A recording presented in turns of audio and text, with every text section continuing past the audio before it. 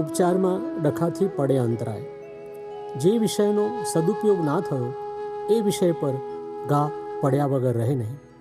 જો આંખનો સદુપયોગ ના થયો તો ચશ્મા આવે. દાદા ભગવાન.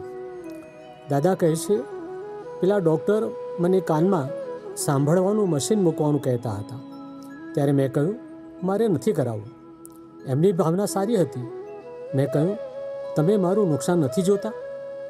આ મારું કર્મનું ફળ છે. આ કર્મ ખપાવવાના છે, એટલે અત્યારે અમે પૂરેપૂરું ખપાવી દઈએ, બીજો ઉપાય ના કરીએ. ઉપાય અમારે ત્યાં ના હોય. જો અમે મશીન મુકાવીએ તો અમારા અંતરાય કર્મ પૂરા શી રીતે થાય?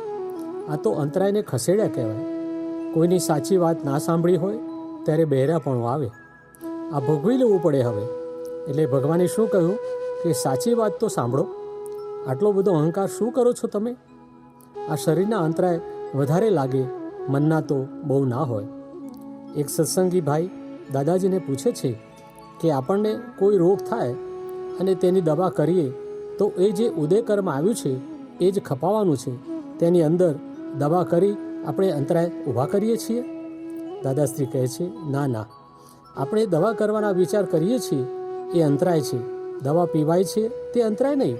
તે ભાઈ પ્રશ્ન કરે છે, તો રોગ મટવાનો હોય તો એની દવા ભેગી થાય? દાદાશ્રી કહે છે, ના, એ તો નાય મટે, વધે ખરો. જે દવા પીધી તે અંદર પરમાણુ છે તેથી પીધી, અને ના પીધી અને વિચાર કર્યો કે આમ કરીએ ને તેમ કરીએ એ અંતરાય. પછી વિચાર કરીએ કે ડૉક્ટર નહીં સારો પણ વૈદ્ય સારો, ફલાણો સારો, એ બધા અંતરાય છે. આવા સમયે જેને આત્મજ્ઞાન થયું છે તેમણે જોયા કરવું એ જ પુરુષાર્થ. જ્ઞાતા દ્રષ્ટા રહીએ એ જ પુરુષાર્થ. તે ભાઈ કહે છે, પણ ડૉક્ટર પાસે જવું, બતાવવું, આ તે નહીં કરવાનું? દાદાશ્રી સમજાવે છે, એ શું બને છે તે જુઓ. ડૉક્ટર પાસે જવું, બતાવવું એને અંતરાય કહેવાય નહીં. ચંદુભાઈ જતા હોય તો કહેવું કે જાઓ ત્યારે. આપણે કોઈ અંતરાય નહીં પાડવાના. તમારા હાથમાં સત્તા જ ક્યાં છે કે ડૉક્ટર પાસે ના જઈએ તો ના ચાલે? એવું તેવું એ કેમ બોલાય? ડૉક્ટર પાસે જે જાય છે તે જુદા ને તમે તો જુદા જ, શુદ્ધાત્મા તરીકે. તે ભાઈ દાદાજીને પોતાની શંકા વ્યક્ત કરે છે.